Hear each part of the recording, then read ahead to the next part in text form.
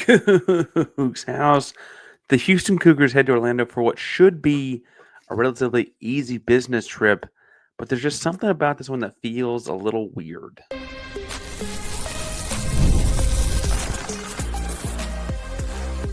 You are Locked On Coogs, your daily podcast on the Houston Cougars, part of the Locked On Podcast Network, your team every day. Welcome to Locked On Cougs, daily podcast about your Houston Cougars. I'm your host, Houston-born teacher and coach Parker Ainsworth.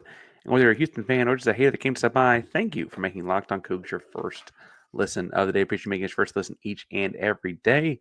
Want to join the conversation, but you don't know what to say, tell us in the comments down below if you're a Disney World or Disneyland person or your favorite ride.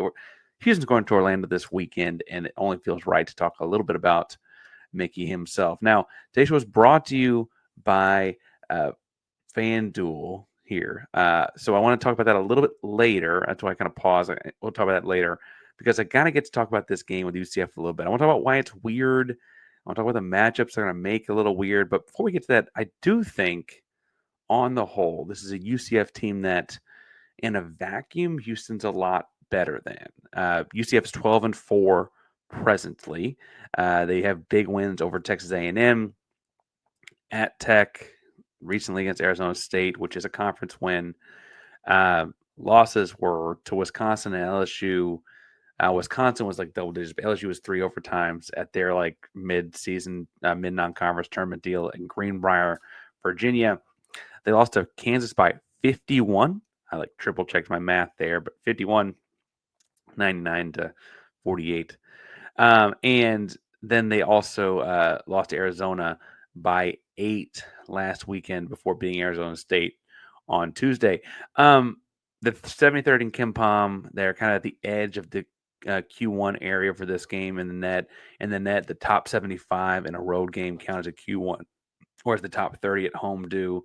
They're like around that 70th marker. We saw with West Virginia, if Houston beats them too bad, I guess they could fall back a few spots, right? But they're not falling out of the Q2 area by any stretch or anything like that. The team is interesting to watch. Watched a couple games. I watched them play. Watched the condensed game against Kansas because I wanted to see what Kansas did. Also wanted to cheat and watch them on Kansas. I watched Arizona. I watched Arizona State as the most recent one. And it's interesting because it feels like UCF attacks physically, violently. They got a lot of like strength. They clearly a team that like hits the weight room and loves the weight room a lot. And that size allows them to play physically, intentionally attacking the rim, playing through contact. And I don't mean like a flop-tastic-y kind of like foul baiting kind of style of basketball. It's more like we're going for UCF. It's like we're going to the basket. We're attacking the basket, and we're going to put the decision, the onus of what happens down there in the referee's hands right now.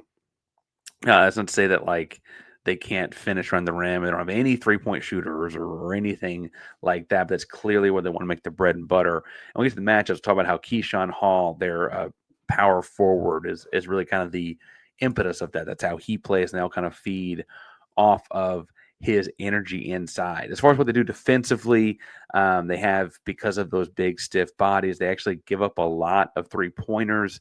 They play a lot of drop coverage. They have a 7 foot, 7'2"? I was about to say 7'4", 7'2" guy playing center.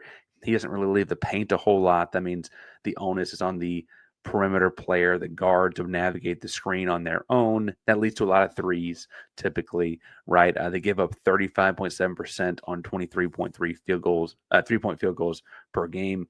Those are both relatively high, right? That's a pretty for a Power 4 team that's had some theoretically cushiony non-conference games. That's pretty high as they go against Houston. Houston's a really good 3-point shooting team, right? I actually don't know what the ranking is presently. That's bad podcasting. I don't know that. But Emmanuel Sharp went into the West Virginia game as the leading 3-point percentage shooter in America. LJ Carrera was also fairly highly ranked. Having both those guys in your starting lineup with Uzan kind of distributing the ball, I feel like should be able to take advantage of what UCF is doing out there. I really think the big advantage for Houston here, though, is going to be actually to go counter to what UCF does. UCF wants to be really big. They want to be big play big, play strong, play sturdy, go through things. And honestly, I think Houston, not that they shouldn't play strong, but should go small. I think that if I look at this matchup, they have their best players are their big guys that are kind of stiff, big, strong. You go small, put Arsenal in a lot of the game, play Malik Wilson some of the three, right? Get some guys out there to kind of pull them out the paint. Ultimately, you're going to get mismatches in terms of foot speed and things like that. And then I really think that Houston's length, intensity, the way they go after the ball and get the ball off the glass on rebounding, stuff like that, can make up for what you miss on the other end. Now, I would still say use it as like a card you play, not like the game you're playing. But I think it's going to be those small ball minutes in this one will be really, really important for Houston. Um, as far as like offenses they're running and stuff like that, it was a little bit different each game that I saw, which tells me intuitively that they're trying to take advantage of what the other team is doing more so than doing something really well. Right now, that's not a bad thing, but that also means that like there's not like a thing they hang their hat on. Whereas Houston runs floppy sets and stuff like that to get the ball into the low post, where they exchange sides, stuff like that. They doesn't seem like UCF has something quite like that. They do go through Keyshawn Hall, though. Whatever they're doing, he's going to touch the ball. He's power forward. We're talking about him on the matchups, but he's 6'7", 250 pounds. He's getting over 17.5 points per game, over 6.5 rebounds per game. He also is a decent three-point shooter, 33% on 4 attempts per game. So he's making 1 or 2 a game, shooting 4 of them. He's solid. Now, he's not a pro because he's 6'7", 250, not 6'10", 250, but he's really good. And he had the other night, they were playing Arizona State. He had 29 in the first half, finished with 40. That was obviously an exceptional night, but he can score in bunches if you aren't careful, right? So we'll get to matchups later, but that's the guy that you got to have a focal point on. Their guards are quick. They push the pace. They score a decent amount of points themselves. Yes, Mikey Williams, at one point, Memphis Tiger, is somewhere buried on the bench. He's played in 5 or 6 games this year, it looks like.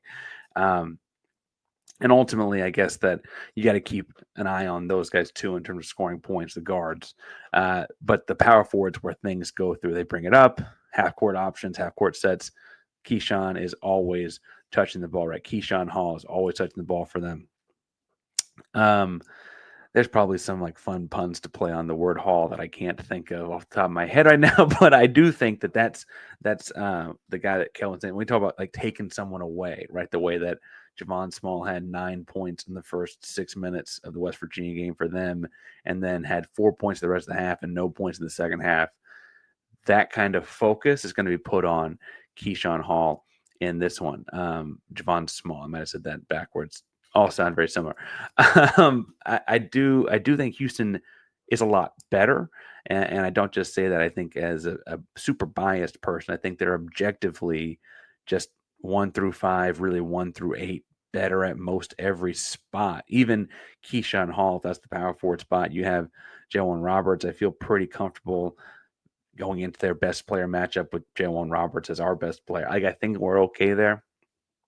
But as I mentioned at the top, this game with UCF has been a weird one in what feels like every matchup for like over a half decade at this point, right? And I want to go through the matchups, talk about what Houston's going to do, but I just can't get that weird feeling out of my mouth as I talk about this one. But before we get too far into talking about this, I do want to mention that today's show is brought to you by PrizePicks.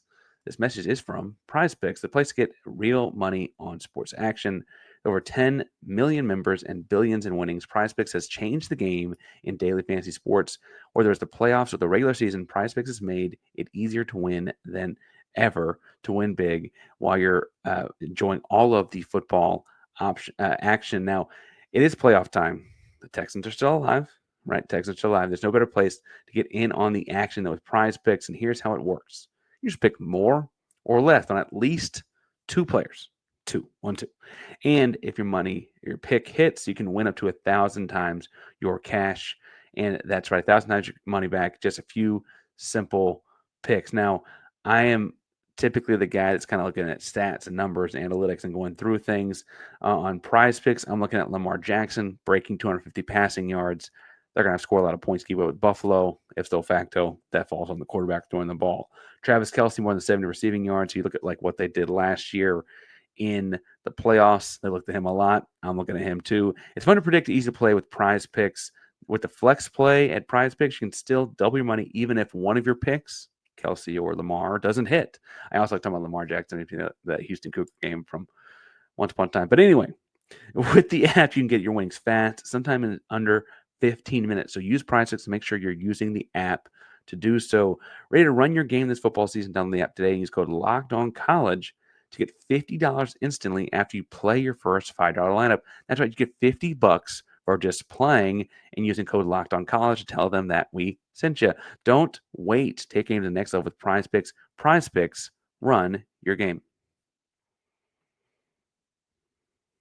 Parker Ainsworth locked on Coogs here. Talking about Houston and UCF this Saturday. Now, the game tips off at 11 a.m. local time. Early tip, I guess it's noon Eastern. Not quite as early out there, obviously. But Houston's really talented and a lot better at every spot in this game. I want to go through the matchups. I just feel like there's something weird in the air about this one. So to go through them, I mentioned Keyshawn Hall in the first segment. He's their best player, 6'7", 250 pounds, 17.5 points per game, 16.5 rebounds, just over 16.5 rebounds per game. Decent three-point shooter. The matchup is Jawan Roberts. It's best on best in a lot of ways. It's also two guys that are kind of veterans of college basketball, kind of an old school matchup of two guys that, as far as playing the power forward spot goes, are maybe a little undersized for the next level, or at least the NBA level, but certainly are like tremendous, memorable, long-time college basketball players with illustrious careers that are going to play pro somewhere. And for my money, I think Jawan could get a shot at the league, but that's not here nor there. The big thing to me is that they're going to go through him for everything. And if I have one from a culture perspective guy on the Houston Cougar defense that I want guarding the guy they're going through for everything, it's Jawan Roberts, right? So that's my matchup there. I think it's close to a draw. It is their best player, obviously, but I think that's, coin flip kind of matchup. If Keyshawn Hall has one of those 40-point, 29-point half kind of nights, it's all right. If he plays like he did against Kansas, KJ Adams kind of had his way with him at times, goes Houston's way. The other big spot, the other big guy, I should say, is Mustafa Thiam at the M, number 52. Super long guy from Senegal, 7'2", gets 7.5 points, 5.1 rebounds per game. This is the JoJo Tugler matchup, and you need he and Francis on him at all times. One of those guys will probably always be on the floor. The length to cover at the M here. Now, offensively, it's going to keep Houston's center near the rim. He doesn't do a whole lot of venturing out beyond the rim. But clearly, when you watch UCF defensively, they have to have Mustafa Thiam on the floor right now. He's a have to play him kind of guy, because when you watch them without him, they've got it's like negative rim protection, right? And frankly, the minutes he was out against Kansas, Hunter Dickinson ate them up, right? And so if Houston can attack him, get him in foul trouble, I think, go through Tugler some. If they can go through Francis when it's Francis's turn, rotate those guys, keep fresh bodies on him, I think they can actually win this game by taking him effectively out of the game with foul trouble, right? Or wearing him out or whatever. Right now, he's a good rim defender, and I don't mean to make it like it's easy to do, but I think they do need to be pretty aggressive in how they go about this and attacking him, because when he's out, the driving lanes are a whole lot different. That, getting to the rim is a whole lot different. Their other wing is also a big guy, 6'6", 220. His name's Dallin Coleman. Not a big-time scorer thus far. Only got into double figures twice on the season, and more than half the games they played, only has 2 makes. Defensive guy first. I don't know if he'll be covering Cryer or Sharp, but he'll definitely be covering one of those two. I think Houston's Cryer covers him, just because as far as Houston's perimeter guys, Sharp. I think I should have said Sharp covers him. I got through my notes. Don't handwrite your notes, folks. I think Sharp covers him because the weight's there to keep up with him again. Coleman's 6'6", 220. Sharp is listed at 210. I think that's kind of more what you want to do here. Not a big time score, so I don't think it's going to be involved in the actions a whole lot or anything like that. But I do think that what you're going to see here is de facto look at what Sharp can do against a guy much, much bigger than him in terms of like the weight room kind of stuff. Now, the other couple guards here, that's where this is going to get interesting at the other couple guard spots. They've got Jordan Ivy Curry, 6'2", gets over 14 points per game, gets a couple assists every night. And then they've also got the other guard spot, Darius Johnson, 6'1", gets 15 points per game with 4.5 assists a night. And I think there's lots of ways you could divide the responsibilities of these two guys up. I personally think I would go Cryer on Ivy Curry and Uzan on Darius Johnson, mostly because I think I'd want the bigger frame actually on Darius Johnson, even though he's a little bit shorter. Darius Johnson's more of the guy that orchestrates the offense. I mentioned they always get Keyshawn Hall the ball, but the point guard setting stuff up, right, that has, more of that kind of a role, I guess, where he gets guys in the right spots. You kind of want a bigger guy on him, I think. I will say that Darius Johnson does shoot the three a lot better. You can then get a little bit of length on that as well. Darius Johnson shooting at 41.7% on 6 attempts thus far this year. It's a lot of dribble up three off of screen action, stuff like that. Uzan's length is going to be a factor there too. Ivy Curry is getting his points more at the rim and at the foul line as well. And so I think what you're going to see a lot of is Cryer there, not giving up a lot of size, but, he can stay in front. He's going to be a lot better defender in his 18 months at Houston. And I think that's a good thing for them. Now, both of these guys will push the pace for UCF. Nothing Houston's, unequipped to do, but just be ready to see a lot of Ivy Curry and Johnson taking it and going full speed ahead. They kind of functionally in the breaks, fast breaks, stuff like that will be like, it feels like they got 2-point guards on the floor. Half court said Darius Johnson in the transition kind of stuff. They get the ball to both of them pretty equally. Now, their bench, where I think Houston makes a lot of the difference here, right? I think the starters, Houston also wins at least 4 of the 5 spots, but the bench is where things really separate because they got J.J. Taylor and Rokas Josias, who are both bigger guys. Taylor's 6'8", Josias is 6'10", and they can help score the ball, but they don't offer a whole lot in terms of defensive prowess. And that's what they're coming off the bench, right? And Houston's bench is much, much more in line with like functionally feel like starters in a lot of ways, especially Arsenault and Francis, right? I think Malik Wilson will play a lot in this game to have some extra speed on the floor too. He also, like I said, I think if Houston goes small, will be one of the small guys out there because he plays a little bit bigger than he is.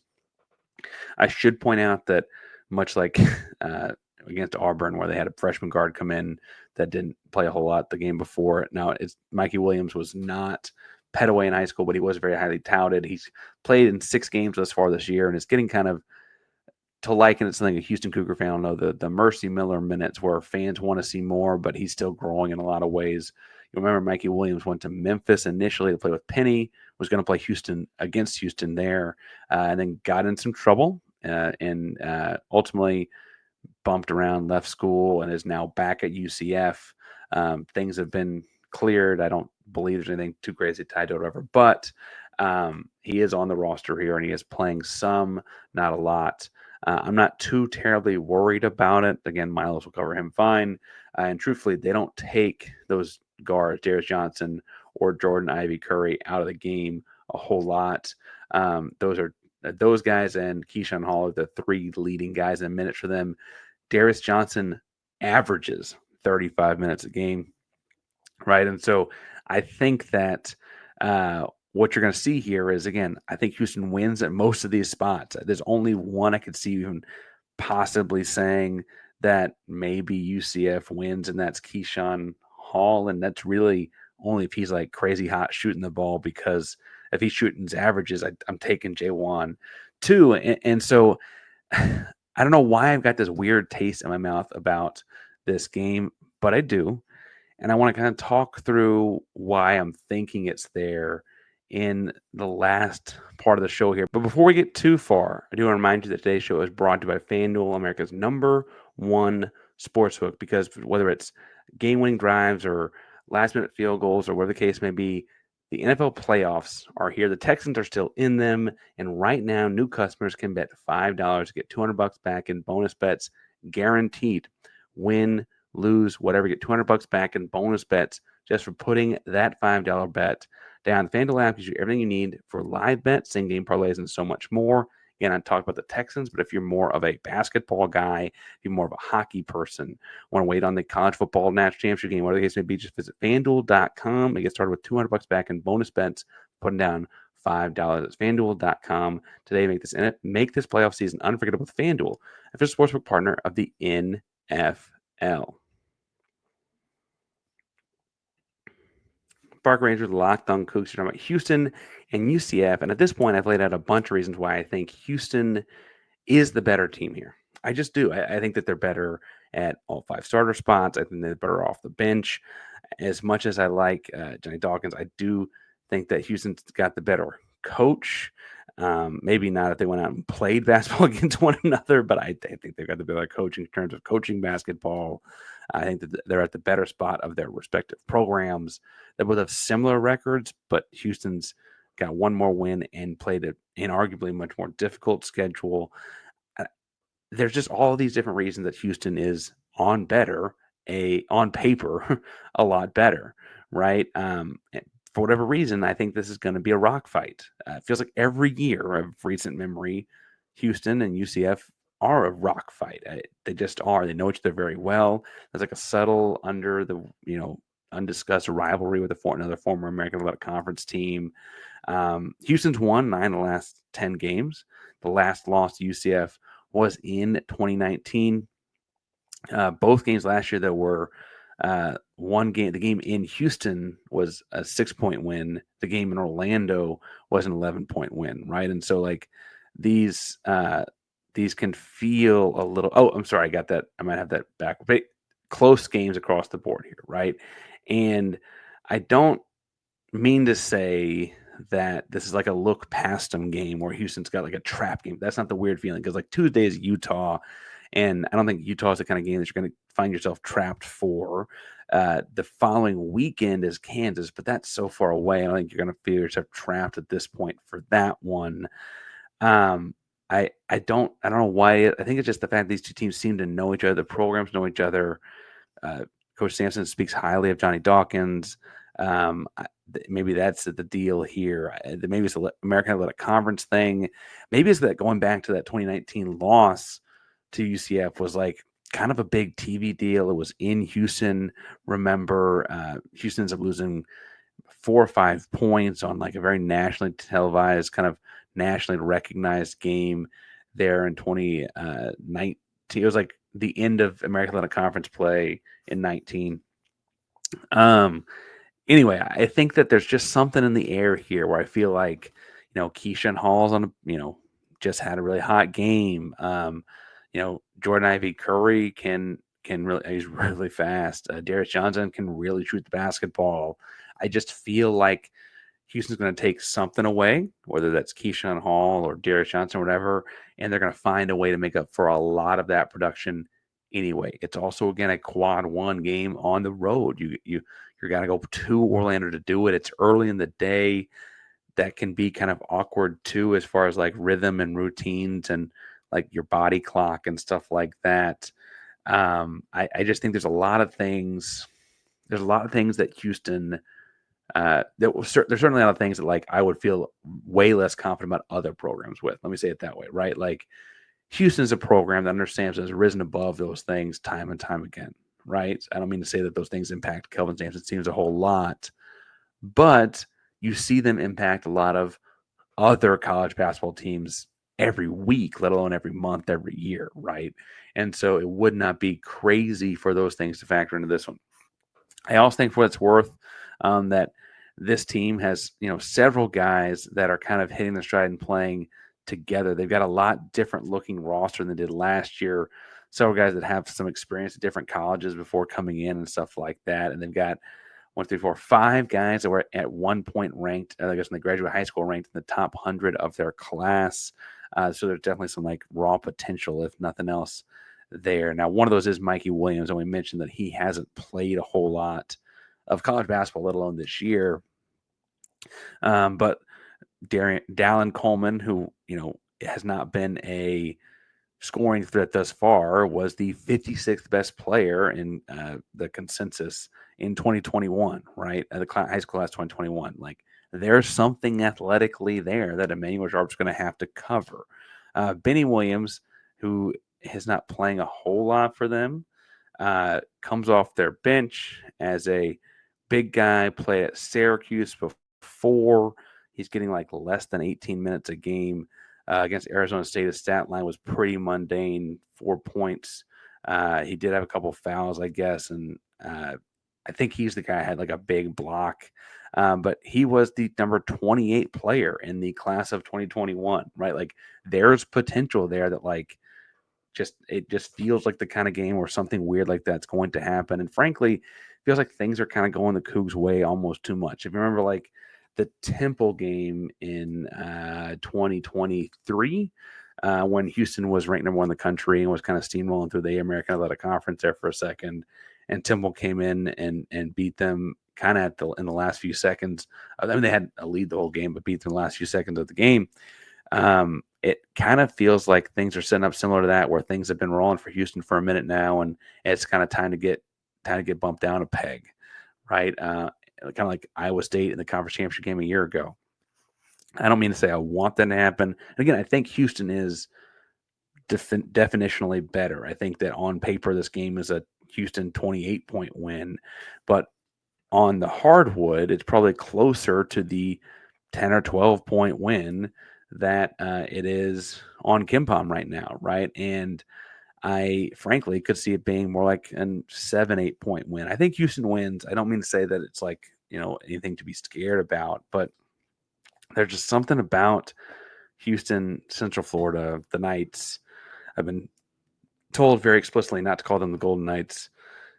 So, the Central Florida Knights, the pun there, the joke there is that they don't like the Central Florida thing either. Anyway, I look at this game, and I had it circled earlier in the season because honestly, I kind of thought that West Virginia was going to be better than they were coming into the season. I was high on them after their Kansas game. I ended up getting low on them by the end, but between Kansas State, who I was also high on coming into the game, I kind of thought Houston would be like on the out of gas spectrum at this point. Instead, it kind of feels like they might have had too many things go their way almost. And I don't know what to make heads or tails of this. Tell me in the comments down below what you make out of this one. We'll be back post game on Saturday for a little midday Cougars action as well after the game is over. So hit subscribe on YouTube, hit the bell so you know we're live. Locked On Cougs is a proud member of Locked On podcast. I need your team every day. For a second listen, go check out Locked On Big 12 and see what Drake told us talking about the conference. He's probably talking about destroying the SEC and something. So go check that out as well. Locked On Cougs, primary Locked On podcast. That's one at a time. Means your team every single day. Go Cougs.